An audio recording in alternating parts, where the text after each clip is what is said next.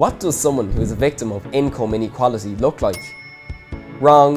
That's what everyone thinks at first. Meet Laura, Kate and Joe. They are in their final year of school and soon they will be out in the world on their own. Although they think the world is their oyster, their circumstances in life means that a lot of their future has already been mapped out. The group have never heard of the phrase income inequality. Maybe you haven't either, but hopefully after seeing them set out in this so-called game of life, you'll understand what it means and the impact it has on us all. Kate lives in a large house in the suburbs. She has her own car. Her parents work as a CEO of a large company and as a doctor. As they jointly earn more than $200,000, they are in the top 2% of the country's earners. Kate wants to study medicine in college. She's been attending grinds all year. She also gets a monthly allowance and plans to go into railing after her exams. After she qualifies, Kate will earn upwards of $50,000 a year. That's more than what 62% of the population earn. Thanks to her parents' financial support, Kate doesn't need to work through college. She can dedicate herself 100% to her studies. This is great news for Kate, but unfortunately, this is not the case for everyone. This is Joe. Joe plans to leave school early. Neither of his parents finished school, so it's unlikely Joe will go to college. His mum works as a full-time carer for his dad, who has a long-term illness. His family are part of 9% of the population who receive no income. Even with benefits, the entire family must survive on less than $25,000 per year.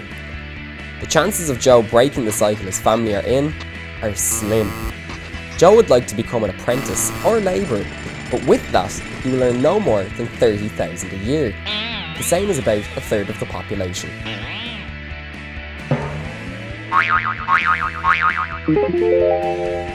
Gaps like these also exist within companies. Did you know CEOs can earn upwards of 100 times more than their lowest paid employee?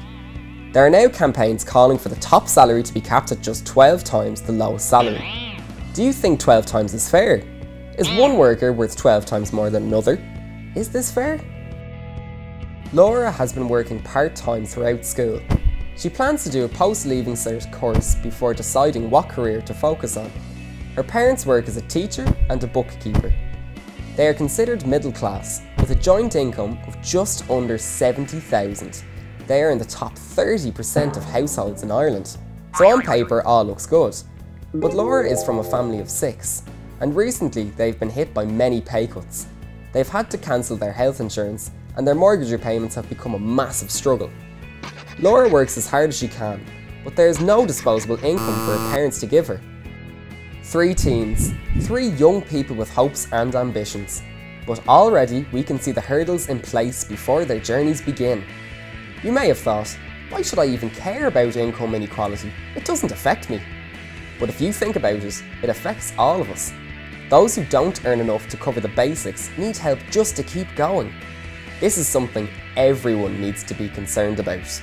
Did you know that the total wealth of the richest 1% of people in the world amounts to $110 trillion? That's half the world's wealth, and it's owned by 1% of the world's population. It's like cutting a cake and giving the entire cake to one person, and leaving a microscopic crumb for thousands to share amongst themselves. In Ireland, 3% of households have a disposable income of more than $2,000 per week. That's $104,000 a year. By contrast, 50% of Irish households have a disposable income of less than $35,000 a year. Is that fair? Income inequality is about people's lives. It's about all our expectations and aspirations. It's about being able to reach our full potential and ensuring a decent legacy is left for future generations. The ICTU and the labour movement believe that decent work is a real solution to a real problem. It means a fairer share for everyone, the right to a decent wage, collective bargaining, and social protection and dialogue.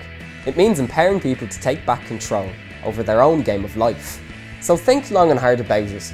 How does it affect you? How does it affect your future? What are we going to do about it? Let's start the conversation and keep it going.